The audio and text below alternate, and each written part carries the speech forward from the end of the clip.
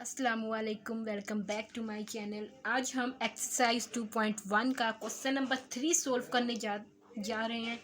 तो सबसे पहले हम क्वेश्चन देख लेते हैं। क्वेश्चन ये है K square X square plus 2 into K plus 1 into X plus 4 is a perfect square. ठीक है, उन्होंने हमें दिया है कि ये जो इक्वेशन है, ठीक है, ये एक परफेक्ट स्क्वायर है। ठीक है, तो हमने इसमें अननोन कोफिशिएंट के की वैल्यू फाइंड आउट करनी है। एक बात हमेशा याद रखिएगा, एक्स इसमें वेरिएबल है और के क्या है, इसमें कोफिशिएंट है। हमें अननोन कोफिशिएंट की वैल्यू फाइंड आउट करनी है। लेकिन उससे पहले हम देखेंगे कि उसको हम सोल्व किस तरीके से करते हैं। ठीक है, उसके लिए मैं सबसे पहले क्या करूँगी, मैं लिखूँगी एक क्वाड्रेटिक इक्वेशन लिखूँगी, A X square plus B X plus C is equal to 0। ठीक है, अब यहाँ पर जो ए कोफिशिएंट है उसकी वैल्यू क्या है, जब हम इसको ऊपर वाली इक्वेशन 1 से कंपेयर करेंगे इस इक्वेशन 2 को, तो यहाँ पे ए कोफिशिएंट की वैल्यू क्या निकलेगी, ए इज इक्वल टू के स्क्वायर। ठीक है, और बी कोफिशिएंट की वैल्यू क्या निकलेगी, 2 इंटू के प्लस 1। ठीक है, और सी कोफिशिएंट की वैल्यू क्या निकलेगी, सी इज इक्वल टू 4। ठीक है, तो अब हम देखते हैं कि हमने किस तरीके से सोल्व करना है। यहाँ पर उन्होंने कहा कि जो ये इक्वेशन है ये एक परफेक्ट स्क्वायर है। ठीक है, अच्छा, जब भी हमने किसी भी अननोन वेरिएबल की वेरिएबल कह रही हूँ, अननोन कोफिशिएंट की वैल्यू फाइंड आउट करनी होती है। ठीक है, स्पेशली तब जब उन्होंने हमें रूट्स गिवन हो और हमने उन रूट्स में से अननोन वेरिएबल की अननोन कोफिशिएंट की वैल्यू फाइंड आउट करनी हो, तो हमेशा हम डिस्क्रिमिनेंट को 0 ही लेते हैं।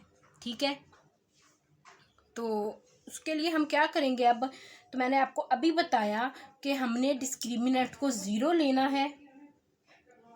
डिस्क्रिमिनेंट को 0 क्यों लेना है, क्योंकि यहाँ पर हमने अननोन कोफिशिएंट की वैल्यू फाइंड आउट करनी है। इस वजह से हम डिस्क्रिमिनेंट को 0 ही लेंगे।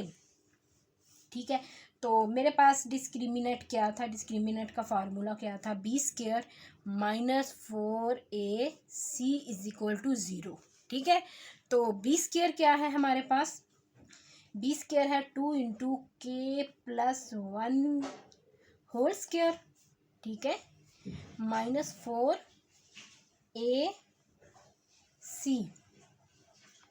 ठीक है, तो यहाँ पे हम इसको अलग अलग कर देंगे, 2 को भी स्क्वायर दे देंगे, मल्टीप्लाई के प्लस 1 होल स्क्वायर। ठीक है, माइनस 4 4 जार 16 के स्क्वायर। ठीक है, इज इक्वल टू 0। अब हमने क्या करना है, हमारे पास एक आइडेंटिटी हमने पढ़ी है, ए प्लस बी होल स्क्वायर। ठीक है, ये इक्वल है यहाँ पे के प्लस 1 होल स्क्वायर के। ठीक है, यहाँ पे ए क्या है, ए के है और बी क्या है, 1 है, तो ये किसके इक्वल था, A square plus 2ab plus B square.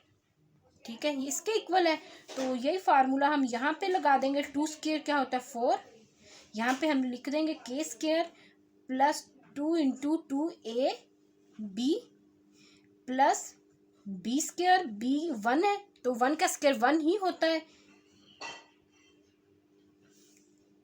तो आगे हम क्या करेंगे, अब 4 के square plus 2k plus 1 minus 16 के स्क्वायर इज इक्वल टू 0। ठीक है, 4k square plus 8k plus 4 को अंदर वाली तीनों से टर्म से मल्टीप्लाई कर देंगे। 4 को के स्क्वायर से मल्टीप्लाई किया, के स्क्वायर आ गया, 4 2 ज़ा 8k आ गया, 4 1 4 आ गया, माइनस 16 के स्क्वायर इज इक्वल टू 0। ठीक है, तो 4 के स्क्वायर माइनस 16 के स्क्वायर क्या आ जाएगा, 4 माइनस 16 प्लस 4 था। ठीक है, इसके सैम्बल्स डिफरेंट हैं तो हम माइनस करेंगे, आंसर आ जाएगा माइनस 12। हमेशा बड़ी रकम की अलामत जवाब के साथ लगाते हैं। इसमें से बड़ी रकम कौन सी है, बड़ी टर्म कौन सी है, 16 है, 16 के साथ माइनस था, इसलिए आंसर के साथ माइनस आएगा। ठीक है, तो यहाँ पर क्या आ जाएगा, माइनस 12 के स्क्वायर। ठीक है, तो plus 8k plus 4 is equal to 0। अब हमें अच्छे तरीके से पता है यहाँ पे कुछ फैक्टर सेम है अब, और हम उनको कॉमन निकाल लेंगे। 4 1 4 ये क्या होता है, 4 मल्टीप्लाई बाय 1 4 होता है, ये होता है 4 मल्टीप्लाई बाय 2 होता है 8, और यहाँ पर ये होता है 4 मल्टीप्लाई बाय 3। तो 4 जो है तीनों में कॉमन है, तो हम 4 को कॉमन ले लेंगे। जब मैंने 4 को कॉमन लिया तो मेरे पास आंसर क्या आया, 4 3 12 माइनस 3k², ठीक है, प्लस 2k, ठीक है, प्लस 1 इज इक्वल टू 0, ठीक है। तो अब हम क्या करेंगे, अब हमने क्या किया कि जो 4 यहाँ मल्टीप्लाई हो रहा था उसको मैं राइट साइड पर ला के डिवाइड कर दिया, ठीक है। तो हमारे पास क्या रह गया, इज इक्वल टू 0, ठीक है, ये रह जाता है अब हमारे पास। तो अब हमने आगे क्या करना है, यहाँ से मैं माइनस कॉमन ले लूँगी। जब माइनस को कॉमन लिया, माइनस को बाहर निकालते हैं तो अंदर वाली तमाम टर्म्स के जो सिंबल होते हैं वो चेंज हो जाते हैं, ठीक है। तो यहाँ पे माइनस था, यहाँ पर प्लस 3k² आ जाएगा, ठीक है, यहाँ माइनस 2k आ जाएगा, यहाँ माइनस 1 आ जाएगा, इज इक्वल टू 0, ठीक है। माइनस को भी मैं उधर ले जाऊँगी, उधर जाकर ये भी 0 हो जाएगा, -1 है ना ये भी, तो यहाँ पर 1 भी आप चाहें तो 1 लिख सकते हैं, नहीं लिखना तो ना लिखिए, इट्स अप टू यू, आप पर है आप क्या करते हैं, ठीक है। अब मेरे पास ये क्वेश्चन आ गई है, ठीक है। अब मैंने क्या करना है, अब मैंने बाय फैक्टराइजेशन इसको सोल्व कर लेना है, ठीक है। तो यहाँ पर हमें पता है 3 को हमने इस 1 से मल्टीप्लाई करना है, 3 मल्टीप्लाई बाय 1। अब मैं इसको बाय स्प्लिटिंग मिडल टर्म के मेथड से सोल्व करूँगी। मैंने मिडल टर्म को इस तरीके से स्प्लिट करना है कि मल्टीप्लाई करने से 3 आए और ऐड या सब्ट्रैक्ट करने से 2 आए, ठीक है। तो मुझे पता है 3 - 1 2 होता है, ठीक है। तो यहाँ पर क्या आ जाएगा 3k², लेकिन 3 - 1 करूँगी तो +2 आएगा, ठीक है। लेकिन यहाँ मुझे -2 चाहिए, इसलिए मैं -3 + 1 करूँगी। जब माइनस करेंगे तो बड़ी टर्म की जो अलामत है हमेशा आंसर के साथ आती है, तो यहाँ पे 3 बड़ी टर्म है, इसके साथ माइनस था तो आंसर के साथ माइनस आ जाएगा। तो यहाँ पे -3k + k - 1 is equal to 0, ठीक है। तो अब आगे क्या करेंगे, यहाँ से 3k मैंने कॉमन ले लिया है, k - 1 + 1 into k - 1 is equal to 0, 3k + 1 रह जाएगा, और k - 1 को मैं अगेन कॉमन ले लूँगी। यहाँ पर आके हम इसको अलग अलग कर देंगे, 3k + 1 is equal to 0, k - 1 is equal to 0, ठीक है। तो 3k + 1 है, उधर जाके -1 हो जाएगा, k इधर आके डिवाइड हो जाएगा, ठीक है। तो मेरे पास आंसर क्या आ जाएगा, अननोन कोफिशिएंट का ये आंसर आ गया, ठीक है। अब हम इंशाल्लाह नेक्स्ट क्वेश्चन देखते हैं इसका। अब हमने क्वेश्चन नंबर 4 का फर्स्ट पार्ट करना है, जो कि क्वेश्चन ये है। यहाँ पर उन्होंने ऑलरेडी बताया हुआ है कि ये इज इक्वल टू 0 है। यहाँ पे ऑलरेडी उन्होंने कहा हुआ है कि जो टर्म के इस इक्वेशन के जो रूट्स हैं, इस क्वाड्रेटिक इक्वेशन के जो रूट्स हैं वो हमारे पास इक्वल हैं, ठीक है, और रियल हैं, ठीक है। तो इसलिए हमें पता है कि यहाँ पर ऑलरेडी डिस्क्रिमिनेंट क्या है, वो 0 है, ठीक है। तो सबसे पहले मैंने क्वाड्रेटिक इक्वेशन को राइट करना है और उसके साथ कोफिशिएंट्स को कंपेयर करके कोफिशिएंट्स की वैल्यू निकालनी है, ठीक है। तो मैंने जब a² को ऊपर वाली इसके साथ कंपेयर किया तो मुझे पता चला a कोफिशिएंट किसके इक्वल है, 2k - 1 के इक्वल है, b कोफिशिएंट 3k के इक्वल है, और c कोफिशिएंट जो है 3 के इक्वल है, ठीक है। सेम प्रोसीजर है, हम क्या लिखेंगे, discriminant is equal to b² - 4ac is equal to 0। मैं यहाँ पे वैल्यूज़ को पुट कर दूंगी। b² क्या है, 3k के इक्वल है, 3k² - 4 a क्या था, 2k - 1 था, और c क्या है हमारे पास 3 है, ठीक है। अब हमने क्या करना है, हमने इसको सोल्व करना है। सबसे पहले हम स्क्वायर को ओपन करेंगे, 3 का स्क्वायर मल्टीप्लाई k², ठीक है। तो बिल्कुल सिमिलरली 4 3 12 हो जाएंगे into 2k - 1 is equal to 0। 3² क्या होता है, 9 के इक्वल होता है, 9k² आ जाएगा, माइनस 12 को 2 से मल्टीप्लाई किया तो 24 आया, 24 के माइनस माइनस प्लस हो जाएगा, 12 इज इक्वल टू 0। ठीक है, अब यहाँ पर भी हमारे पास कुछ फैक्टर्स कॉमन आ रहे हैं। सबसे पहले हम उनको कॉमन ले लेंगे। कॉमन लेने से होता यह है कि जो हमारी जो इक्वेशन होती है वो थोड़ी सी सिंपल हो जाती है और उसको नेक्स्ट सिंप्लीफाई करना और भी इजी हो जाता है।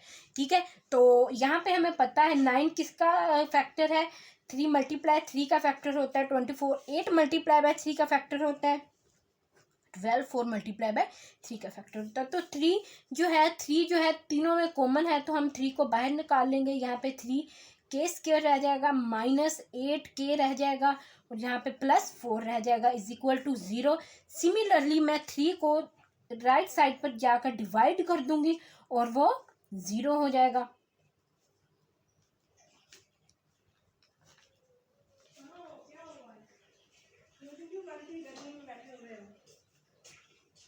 ये आ गया, 0 हो गया। ठीक है, अब हमने इसकी फैक्टराइजेशन करनी है। फैक्टराइजेशन के लिए हम अपना वही पुराना मेथड इस्तेमाल करेंगे। ठीक है, by splitting the middle terms. मुझे उम्मीद है अब तक तो आपको बाय स्प्लिटिंग मिडल टर्म की इजीली समझ आ गई होगी।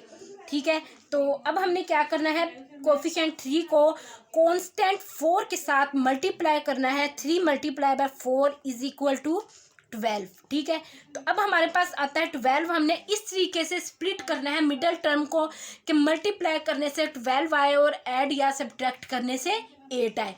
तो हमें पता है कि 6 2 क्या होते हैं, 6 मल्टीप्लाई बाय 2 क्या होते हैं, 12 होते हैं, और 6 प्लस 2 क्या होते हैं, 8 होते हैं। लेकिन यहाँ पे 8 के साथ माइनस है, तो इसलिए हम लिखेंगे -6 और -2 ताकि आंसर हमारे पास -8 आ सके। ठीक है, तो सिमिलरली हम वैल्यूज को पुट कर देंगे ताकि हम इसको सिंप्लीफाई कर सके। -6 के -2 के प्लस 4 इज इक्वल टू 0। ठीक है, तो 3 के और 6 के में से यहाँ पर भी फैक्टर सेम है, कॉमन आ रहे हैं। ये 3 मल्टीप्लाई बाय 2 है और ये 3 मल्टीप्लाई बाय 1 है। ठीक है, सिमिलरली ये 2 मल्टीप्लाई बाय 1 है और ये 2 मल्टीप्लाई बाय 2 है। दोनों में से कुछ ना कुछ कॉमन आ रहा है। यहाँ पर हमारे पास के मल्टीप्लाई बाय के है, के स्क्वायर है, और यहाँ पे सिर्फ एक ही के है। ठीक है, तो हम कॉमन ले लेंगे यहाँ से 3 के कॉमन ले लिया, पीछे क्या रह गया, सिर्फ एक के रह गया, -2। ठीक है, आगे यहाँ से हम -2 को कॉमन लेंगे। ठीक है, यहाँ पे क्या रह जाएगा, के -2 रह जाएगा, इज इक्वल टू 0। ठीक है, तो अब हमने क्या किया, ये सिर्फ समझाने के लिए होता है। और इसके बाद हमने यहाँ से के -2 को अगेन कॉमन ले लिया और यहाँ पर बाकी क्या रह जाएगा, 3k -2 इज इक्वल टू 0। के -2 इज इक्वल टू 0, के इज इक्वल टू 2 आ जाएगा, -2 राइट साइड पर जाके +2 हो जाएगा। ठीक है, अपना सिंबल चेंज कर लेगा वो। -2 इज इक्वल टू 0, के इज इक्वल टू 2 हो जाएगा, के इज इक्वल टू 2/3 हो जाएगा। सिमिलरली हमने के कोफिशिएंट के जो आंसर आया है हमारे पास वो ये है। ओके, अल्लाह हाफिज़।